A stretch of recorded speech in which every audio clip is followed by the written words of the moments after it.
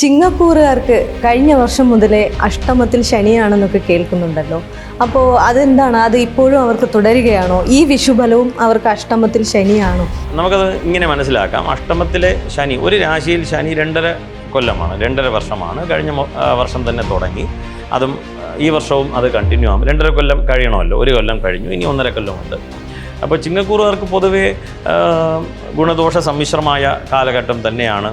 എന്നിരിക്കലും ഒരു സ്ഥാനചലനം, സ്ഥാനമാറ്റമൊക്കെ പ്രതീക്ഷിക്കാൻ പറ്റുന്ന ഒരു വർഷമാണ് സ്ഥാനമാറ്റം. അപ്പോൾ സ്ഥാനമാറ്റം എന്ന് പറയുമ്പോൾ ഇനി ഒരു സ്ഥലത്ത് നിന്ന് മറ്റൊരു സ്ഥലം തന്നെ മാറണം എന്ന് നിർബന്ധമൊന്നുമില്ല. ജോലി മാറുക, ജോലിയിൽ നിന്ന് ഒരു ഡിപ്പാർട്ട്മെൻറ്റിൽ നിന്ന് വേറെ ഡിപ്പാർട്ട്മെൻറ്റിലേക്ക് പോവുക, പുതിയതായിട്ടുള്ള വർക്ക് കിട്ടുക. അതിനോടൊപ്പം തന്നെ ദേശാന്തരഗമനം, ഒരു ദേശത്ത് നിന്ന് മറ്റൊരു ദേശത്തേക്ക് പോവുക. ചിലർ നോക്കുകയാണ്, ഞാൻ അമേരിക്കയിൽ പോകണം, ഇല്ലെങ്കിൽ UK പോകണം, ഇല്ലെങ്കിൽ ദുബായിലേക്ക് പോകണം എന്നൊക്കെ ആഗ്രഹിക്കുന്നു. സ്ഥാനമാറ്റം, ഒരു മാറ്റം.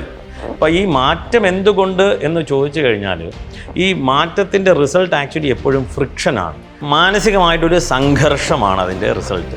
അപ്പം നമുക്ക് ഇഷ്ടമുള്ള മാറ്റം ഉണ്ടായാലും സംഘർഷം ഉണ്ടാകും.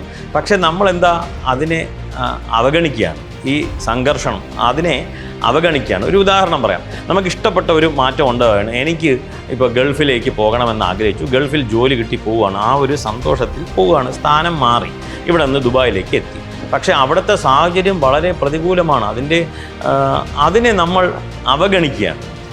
എന്താ പറയുക, we are conveniently ignoring that. നമ്മൾ കൺവീനിയൻ്റ്ലി ഇഗ്നോറിങ് ദാറ്റാണ്. ആ ഒരു സംഘർഷത്തെ മാറ്റി വെച്ചിട്ട് എൻ്റെ ദുബായിലെ കാര്യം നടന്നു എന്നതിലേക്ക് ഫോക്കസ് ചെയ്ത് മനുഷ്യൻ നീങ്ങുകയാണ്.